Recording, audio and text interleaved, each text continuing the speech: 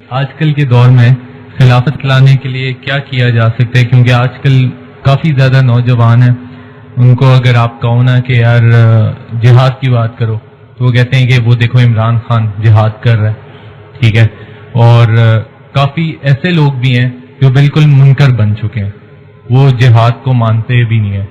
اور اسی میں پھر ایک اور کیٹیگری آتی ہے کہ اگر آپ جہاد کا نعرہ لگاؤ تو ادھر ادھر سے کوئی آ کے آپ کو اٹھا کے لے جائے گا۔ تو آج کل ہم کیا کر سکتے ہیں کہ اس چیز کو سب کو سمجھانے کی کریں کہ یار جہاد فرض ہے، ٹھیک ہے، وہ تو لازمی ہونا ہے، بے شک آج ہو یا 50 سال بعد ہو۔ تو سٹارٹ ہم کدھر سے لیں؟ جہاد سے۔ کس طرح سے؟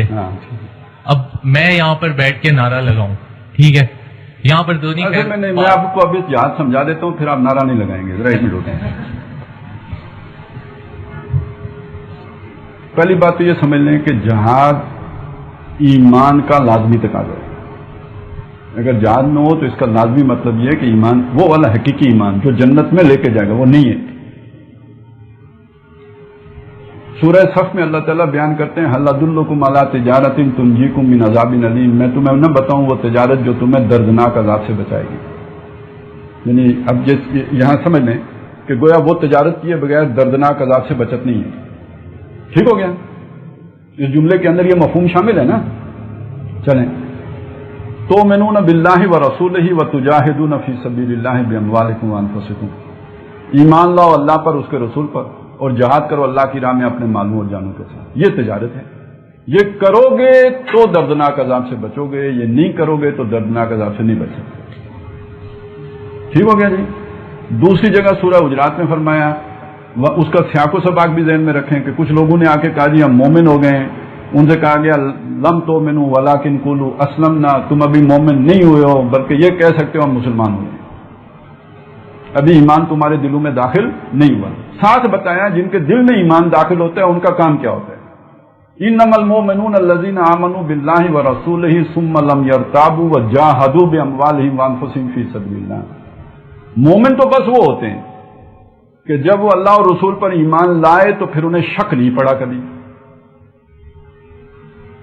ٹھیک ہے؟ یقین پہلا یوں سمجھے پہلی شک ایمان کی یقین کامل، اور دوسری کیا ہے؟ اللہ کی راہ میں جہاد کرنا، جاہدوا باموالہم وانفسہم فی سبیل، انہوں نے جہاد کیا اللہ کی راہ میں مالوں اور جانوں کے ساتھ۔ اولئک ھم الصادقون، دعویٰ 1.5 ارب کرے گا کہ ہم مسلمان ہیں، سچے صرف یہ ہیں۔ ٹھیک ہو گیا جی؟ یہ دو اور بھی بہت حدیثیں بھی کہی ہیں جو میں آپ کو سنا سکتا ہوں، لیکن اس شک میں نہیں رہنا چاہیے کہ جہاد کے بغیر بھی نجات ہے، اس شک سے تو نکل آنا۔ اور اس میں سے سب سے بڑا یہ ہے کہ ہم جہاد کا مطلب قتال لیتے ہیں۔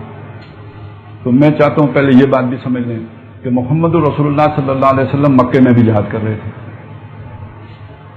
لیکن قتال نہیں کر رہے تھے، اور یہ قرآن نے کہا کہ جہاد کر رہے ہیں۔ وَجَاهِدْهُمْ بِهِ جِهَادًا كَبِيرًا، سورہ فرقان ہے، یہ مکی صورت ہے۔ حضور سے کہا گیا کہ ان کے ساتھ جہاد کرو اس قرآن کے ذریعے سے، جہادن کبیرہ، بڑا جہاد۔ تو قرآن، جہاد بالقرآن بھی کوئی چیز ہے۔ آپ نے سنا ہوگا جہاد باللسان بھی کچھ ہوتا ہے، ٹھیک ہے، یہ بھی حدیث کی اصطلاح ہے، من جاہدہم بلسانہ فہو مومن۔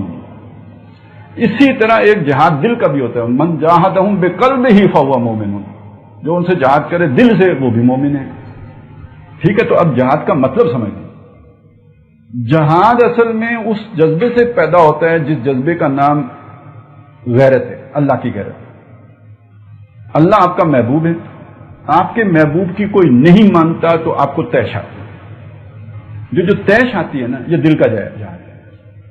اب دوسری بات یہ کہ اس طیش کو آپ نے کنٹرول کرنا ہے، کیونکہ یہ طیش اسی طرح باہر نکل آئی تو پھر وہ فائدے کے بجائے نقصان بھی کر سکتی ہے، لیکن تو اسے اپنے سینے میں ذرا اور تھام ابھی۔ لیکن یہ پیدا ہونا ایمان کا تقاضا ہے۔ یہ جو گھٹن، اضطراب، ایک جلن کڑن آپ محسوس کر رہے ہیں، یہ ایمان ہے، اور یہ جلن کڑن اگر نہیں ہے تو ایمان ہے ہی نہیں، کیونکہ اس کو کہا گیا ذالک اضعف الایمان، نہیں بلکہ لیس وراء ذالک من الایمان حبۃ خردل، اس کے بعد تو ایمان رائی کے دانے کے برابر نہیں ہے۔ ٹھیک ہے؟ تو یہ جلن کڑن، تکلیف، اضطراب، بے چینی، بے کلی جو آپ اندر محسوس کرتے ہیں، یہ جہاد ہے۔ رات کو آپ کو نیند نہیں آتی، اسی پیچ و تاب میں راتیں بسر ہو رہی ہوتی، یہ کیا ہو گیا، وہ کیا ہو گیا، کیوں ہو گیا، مطلب یہ ایمان کی علامت ہے. اور یہ اگر نہیں ہے، آپ چین کی بانسری بجا رہے ہیں، تو یہ بے ایمانی کی علامت ہے. دوسری بات یہ ہے کہ یہ جب آپ کے اندر یہ آپ ایک چیز کو آپ نے پہچانا نا کہ یہ غلط ہے، تو اس پر آپ کا یہ ری ایکشن آئے گا، تو یہ شے اندر ہی نہیں رہے گی، یہ باہر نکلے گی. جب یہ باہر نکلے گی اور ڈسپلن نکلے گی سوچ سمجھ کے، یعنی اب آپ نے عقل استعمال کرنی ہے کہ میں نے اپنے اس جذبے کو صحیح رخ کیسے دینا ہے. آواز ویسے بلند کی جائے تو گدھے کی آواز سب سے اونچی ہوتی ہے، اور آواز کو اگر آپ ڈسپلن طریقے سے بند کریں تو تانسین کی آواز پھر موسیقی بکھیرتی ہے. سوچ تو آواز ہی ہے، لیکن اس سانس کو آپ نے ایک خاص طریقے سے نکالا، موسیقی بن گئی. اسی انرجی کو آپ نے دوسرے طریقے سے نکالا تو گدھے کی ڈھوں ڈھوں بن گئی.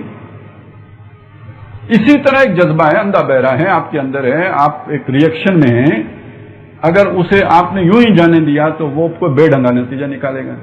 آپ نے اب اسے سمجھنا ہے، اسٹریٹجی بنانی ہے، پوری حکمت عملی وضع کرنی ہے کہ میں نے اب اس برائی کو کیسے ریموو کرنا ہے.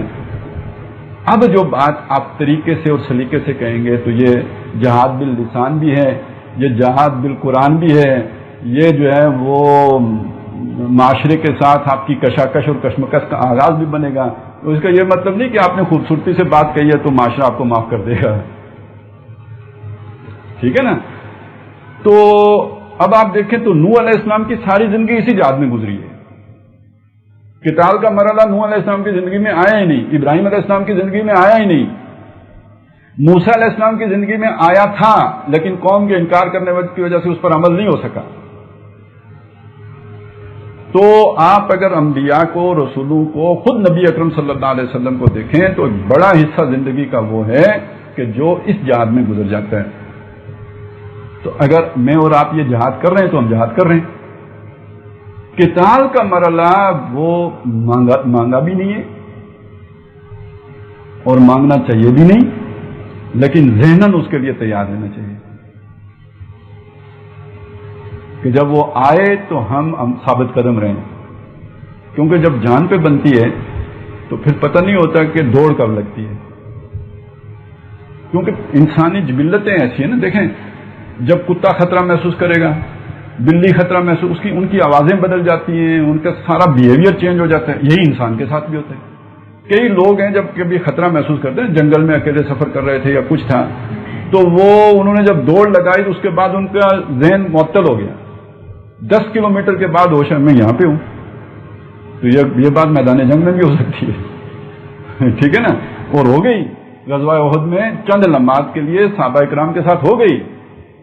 اذ تصعدون ولا تلوون علی احد، جب تم پہاڑی پہ چڑھے جاتے تھے اور مڑ کے پیچھے نہیں دیکھتے تھے کسی کی طرف بھی، والرسول یدعوکم فی اخراکم، رسول تمہیں پیچھے سے بلا رہے تھے.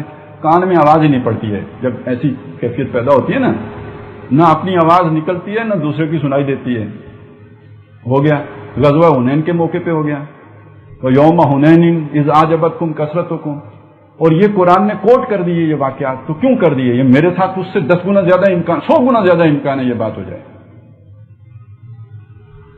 1000 گنا زیادہ امکان ہے یہ بات ہو جائے. تو قرآن نے مجھے ایڈوانس بتا دیا کہ یہ کھڑے ہونا میدان جنگ میں اللہ کی جو ہے نا وہ ہے توفیق سے ہے، یہ تمہاری ہمت سے نہیں ہے.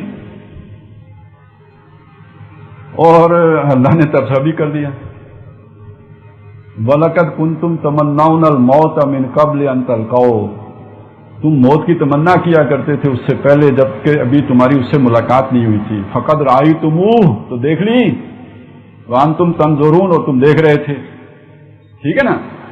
تو اس کے لیے اللہ سے توفیق مانگتے رہنا چاہیے، یہ والا کام کرتے رہنا چاہیے، اور مظلومانہ جان دینے کے لیے تیار رہنا چاہیے.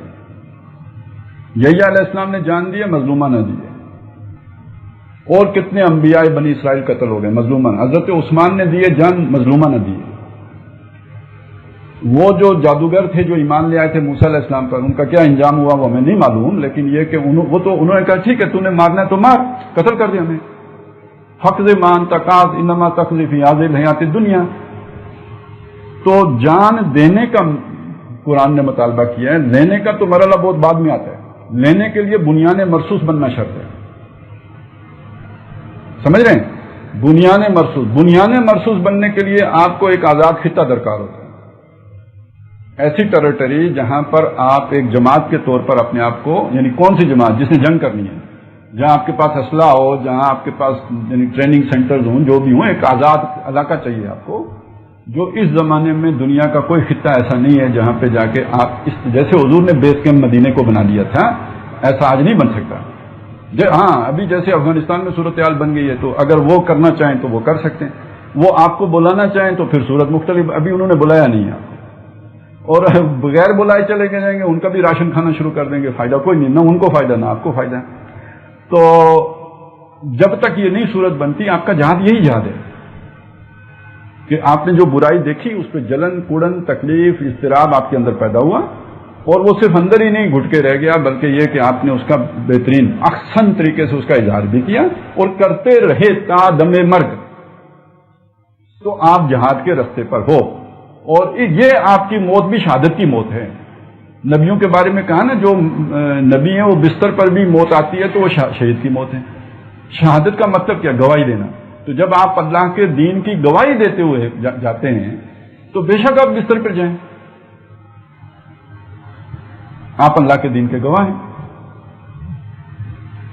تو یہ تو میں نے ایک پہلو بیان کیا ہے. اب میں تھوڑا سا اس کا سب کا فائدہ ہو جائے گا. میں بتاؤں اس جہاد کا ایک تقاضا، یعنی وہ خارج میں تو چلے ہو گیا نا، داخلی طور پر بھی دیکھتے ہیں کہ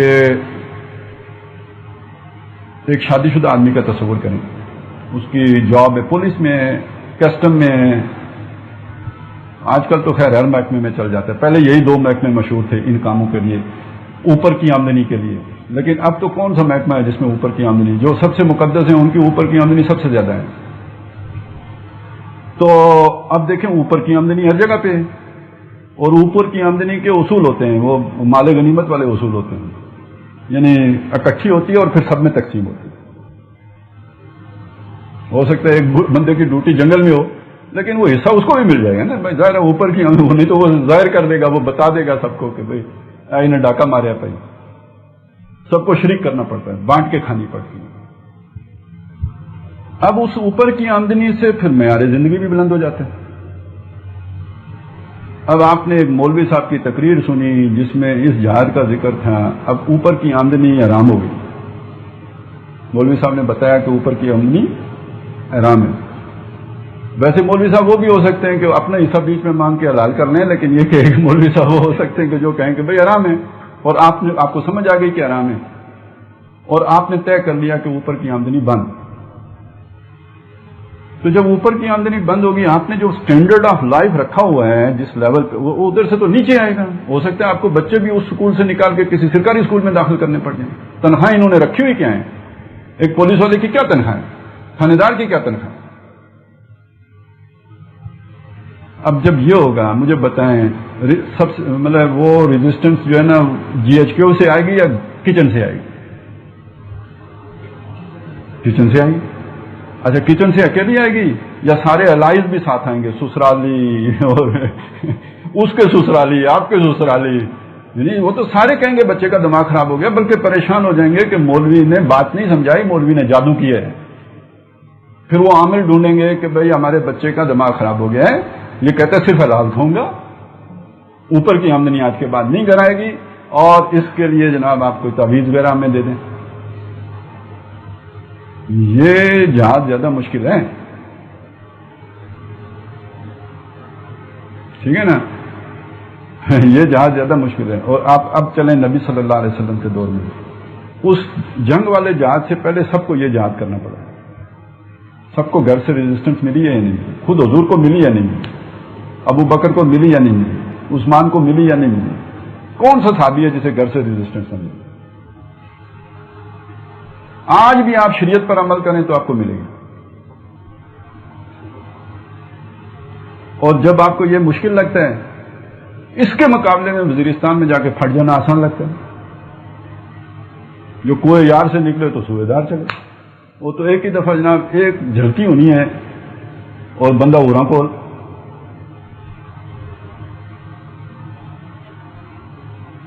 تو تو اللہ ادھر آپ کو پکانا چاہتا ہے، تیار کرنا چاہتا ہے، آپ کا ٹیمپرامنٹ جو ہے نا وہ چیک کرنا چاہتا ہے۔ پھٹنے کی بات نہیں ہے، یہ سلگنے کی بات ہے، یکدم بھڑکنے کی بات نہیں ہے، یہ دھیرے دھیرے سلگتے رہنے کی بات ہے۔